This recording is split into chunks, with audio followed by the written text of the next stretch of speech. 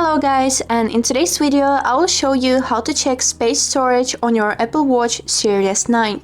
Let's get started. So basically there's two ways how to do it. The first one is directly on a watch and the second one on the watch application on your phone.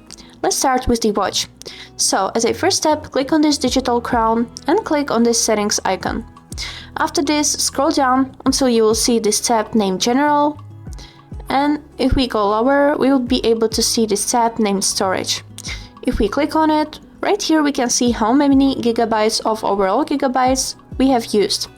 And if we scroll down, you can see the applications which are taking the most space, and at the end of this list will be the applications which are taking less. So, to check the same information on your phone, open the watch application and right here click on this tab General.